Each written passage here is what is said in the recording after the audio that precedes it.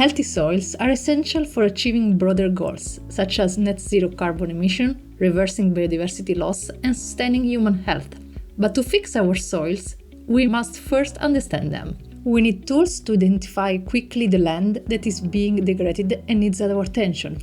Then policymakers can target those areas with policies to promote sustainable land management and farming practices. For this series, we are interviewing some of the leading scientists who are working to create these tools. They are part of the project funded by the European Union called AI for Soil Health. And as the name suggests, they are using artificial intelligence and a range of other cutting-edge innovation to lead the way towards understanding our soils. In this episode, we hear from Grant Campbell, Research Fellow on Soil Health Modelling at the University of Aberdeen. Hi Grant, thank you for joining us today. When it comes to building soil health indexes, why is it so dangerous to have a one-size-fits-all definition of soil quality? Thanks, Antonella, for your question. I think we are in a complex world where soil health and soil environments are so dynamic and so complex, even in very small areas. So to go into an index strategy is a risk because it's so dynamic depending on what properties you're interested in, and crucially, what a range of stakeholders are interested in as well. Farmers, for example, have very different interests to policymakers, who have very different interests to researchers, to academics. So it's a very varied discussion. It's obviously the dream to have something like this, and maybe, who knows, in the next 20, 30 years, that might get a little bit more opportunistic. But at this moment in time, I think it's quite difficult because of the fact that in this ever-changing world, the dynamics of soils and other parameters like climate change, food security, water management are so dynamic. And that's not to even include, of course, social interactions as well. So it's highly complex. And to say it's dangerous is maybe a bit harsh in that respect, but it's certainly something that we have to be very cautious about. And why is it so difficult to pin down a single definition of a healthy soil that works for an entire continent like Europe? I think we need to flip it the other way and look at what is an unhealthy soil, because there's a lot of discussion about soil threats, things like salinisation, compaction, contamination, erosion, degradation. With a healthy soil, it's quite subjective, depending on what environments you're in. A healthy soil in one area, for example, in the UK and the northeast of Scotland, might not be so healthy in an area of South Wales, for example. So there is a danger with saying this soil is healthy, so this whole area, for example, is healthy, when actually it's much more harder than that, because you need to look at the environment you're working in, have a little bit of an understanding of the history of the landscape, and also think about the future as well. What might happen in 20, 30 longer years' time, because we know that climate change is ongoing. We know that food security is also an issue. We obviously know that things like land use changes is very prominent as well. We're coming out of a very cold and wet period here in the northeast of Scotland. So we know that there is a lot going on in terms of how soil's being affected by heavy precipitation. So it's very difficult to nail down what is a healthy soil, because it is so dynamic and so subjective, depending on who is involved with it, whether it's farmers, whether it's practitioners, whether it's academics or policymakers. And I don't think it will, in my own mind, ever really be focused enough to get a common understanding. But we have to try to move in this direction if we want to be successful in the future, collectively, to try to hopefully improve our soils. Indeed, a lot of current legislation is binary. Soil is either degraded or it isn't. You have advocated for a more Olympic approach, like continual improvement.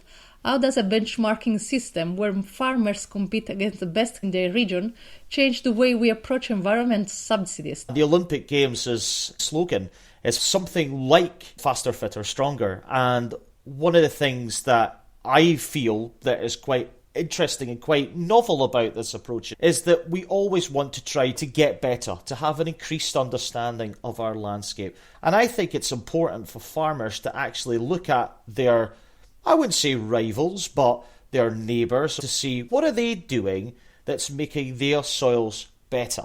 They might not be doing anything dramatic. They could be trying something totally radical. You're probably looking to find somewhere in the middle grounding. And I think that is something that, really has to be looked upon, but also looking at the historical evidence as well. I think it's important to respect what farmers have done historically, because ultimately, as researchers, farmers know much more about their landscapes than we probably will ever do. We can only assume, we can use models, we can look at a range of data, we can look at textbooks, we can look at papers. Farmers are working on their lands daily, weekly, monthly.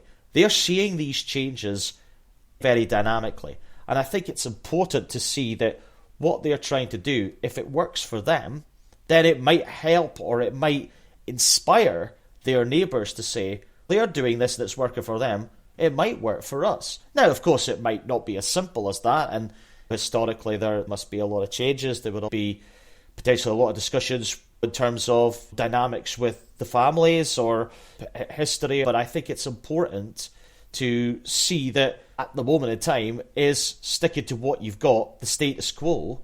Is that going to be positive for the way forward? I personally don't think so. It will be to an extent. It might be okay, but as I've said already, climate change isn't going away. Land use change isn't going away. These are dynamically changing on a fairly regular basis. So everybody, farmers, scientists, we have to look at what is going on and we have to see what is going to happen if something happens. And we can run future modelling scenarios, we can project what might happen in the future, but ultimately the farmers are in control. And it's quite difficult to say, try something else, when actually historically it might have worked okay for them. We have to communicate that in a positive way and also show them and make them observe these changes. And we know with soil that can be quite dynamic, but it also can take a long time. There are a lot of properties within soil health that take quite a long time to show change, particularly things like soil carbon, for example, pH. But it's definitely an interesting concept. But I do feel that if something topical, like the Olympic Games, as a kind of basis for progression and positive progression, I think that has to be an angle to take. With massive amounts of data required to monitor soil across diverse landscapes, where does artificial intelligence become a practical tool for policymakers?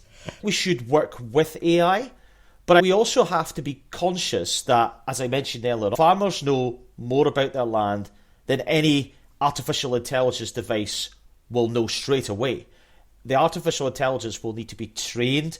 It will need to have as much data at its disposal as it can be gathered. And even then, there's subtle dynamics and intricacies within certain landscapes that will have to be factored in as well.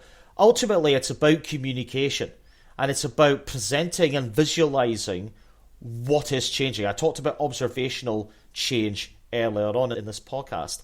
I think it's important for the farmers to see what's happening themselves before any AI tool can come in and say, the farmers know what's happening here, then they have confidence in the AI or any tools to back up their point of view or back up what they're actually seeing in its entirety. I think it's a very interesting discussion. It's certainly a discussion that is not going away. It's certainly a discussion that I know the EU is very much looking at a positive step and a progressional step. And this is all about progression, as I keep saying. That's another key word I've mentioned quite a lot. It's about progression and about moving in a positive direction. We know that the EU are trying to minimise or certainly decrease the amount of eroded soils by, I think it's 60-70%. So maybe more than that. So we're certainly moving or trying to move in this direction. I think AI is still very much in its infancy, but I think there are certainly opportunities if it is used and adopted appropriately. And that's the key phrase there, adopted appropriately, because we can use AI as a sort of sheet guide to say, oh, we need to do this, and the AI has told us this. But actually, that's the wrong way to use it. We should be actually looking at recognised data, historical data, but also current data as well. I think that's another thing to think about as well when we talk about data. We don't have enough current data that we're gathering at the moment. We have a lot of historical data that is in a range of databases, both in member states and countries, and certainly in Scotland we have, and of course the UK. But we don't have a lot of new data sets within, say, the last 5 years, for example, or 10 years. Now, historical data is very important. But I think as we move forward, I think it's important to actually realise the current state of affairs with soils and actually get farmers to engage a lot more with the academics and the scientists to say, look, this is what's happening now, not what's happened 50 years ago. Because even in 50 years, things will have changed. Maybe not as much as people think, maybe more than people think, but certainly there will have been some changes. So I think AI has some way to go. I think the possibilities are there, but I also think we have to exercise with caution our adoption of it. Yeah, and in quality management, there's a difference between something being fit for purpose and something being excellent. When designing soil policy, should our goal be to ensure all soils meet a minimum safety standard, like bottled water, or should we be incentivizing landowners to reach a gold medal level of health? I think we have to build things up incrementally. I don't think we can radicalise and say, you have to reach this standard by such a date and instantaneously.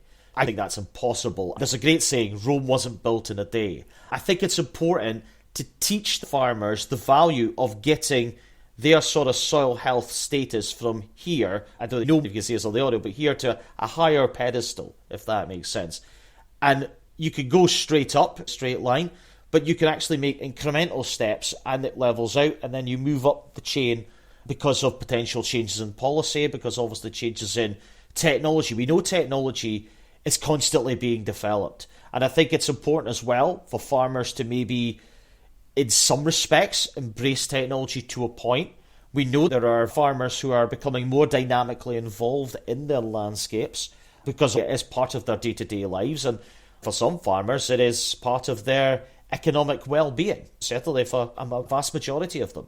I think when you're talking about fitness for purpose, you have to have something that's going to be suitable for not just the current state of affairs, but also futuristic plans when the farmers move on and then the next generation comes forward as well. Because ultimately, the issue of soil quality is not going to go away. The soil is so critical to our day-to-day lives in terms of the food we eat, the range of soil functions that can be used. It's again about incrementally showing and telling the farmers why they want to maybe move in this direction, but also looking at what the positive and possible negative impacts could be from that if they don't move that or they do. Because there are going to be some trade-offs to think about as well, depending on where they are. For example, a farm in France might adopt a certain approach that's completely radically different to a farmland in Denmark. The size of the farm is going to be very important, how it's currently used, how it may be used in the future potentially with other land uses. So it's a very interesting discussion and one that I think will continuously be moving forward with. What excites you about the future of soil science and how it will impact agriculture? I think this is a fantastic time to be involved in soil science. I don't think there's a better time to be involved in learning more about the ground beneath our feet. I'm not just talking about agricultural soils, I'm talking about soils in wetland environments, soils in urban environments. We know more about the soils on Mars than we do about the soils on Earth. We're in a very interesting position because I think more young people are becoming embraced in soils as a concept. Certainly in the UK, I think soils are being intertwined in amongst a range of other courses, both at secondary school and at university level. I would like to see more specialist soils courses, certainly in the UK, maybe even across Europe, maybe globally. I'd like to see a lot of connectivity with the FAO and other partnerships globally. I think there are very interesting ways that every continent, Europe, North America, South America, Australia, Asia, they're all faced with this same question about how are we tackling soil health and soil quality. And moving forward, I think there needs to be some form of a global discussion about what's working well for one continent, maybe what's working well for another, and almost try to find some form of a common grounding. Now, I think that's going to be very difficult to do because of the politics, because of the interactions with social economics, with governments. But I think it's just very fascinating to see the different ways that certain continents are approaching soil health and soil quality. So I think that is one thing that's very much exciting me. I go back to talking about education as well. I think fieldwork is becoming more and more exciting again because soil is so important to other factors such as biodiversity and food security and water management. I think the discussion with biodiversity in particular is becoming more and more prominent, particularly below ground as well as above ground. Teaching students about what soil profiles look like and the dynamics between certain horizons and how things change down a valley system, I think is something that's very exciting to me. And then another component I think is very interesting, Antonella, is this movement and this exponential increase in the range of technologies that are becoming available. And I'm not just talking about AI here. I'm talking about lab equipment. I'm talking about computerization and modelling, GIS analysis, statistical analysis. I think every day is an education to everybody who is involved in the soil science community. I'm really getting engaged in the sort of biodiversity relationship with soil, and the molecular side as well is very interesting. I think that the soil health dynamics, not just on the ground, but at depth, is also very important as well. And I know there is a range of organisations that are continuously looking at soil depth, a major factor. But the one thing we also need to continue to remember as well is that we need to keep stakeholders at the core of our discussions. Farmers are obviously one of our key contributors and our key group of people that we need to make sure that are very much involved in the discussions. But we also need to make sure that governments and policymakers are still listening to farmers, are still listening to recommendations by scientists and academics. And we should not be removing them from the discussion as well. But we should also be looking at people like NGOs, young people, even towns and councils. Financial business is certainly becoming more prominent now. I think a lot of this movement now is on the value of soil, and business and finance is certainly something that's moving in this direction. So it's an extremely exciting time for soil science because I think soil is paramount to everything that goes on in our world. And I feel in a wonderful position to be working in soils at this moment in time. And I hope I'm here for a long time to try to answer even a fraction of the questions that are going on currently in Europe. Thank you so much for this, Grant. Thank you for your work. Thank you very much, Antonella.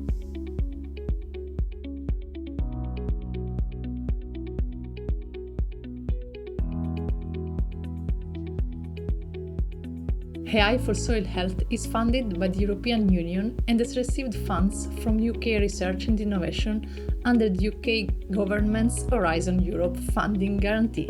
For more information, visit aiforsoilhealth.eu. That is AI for as number soilhealth.eu.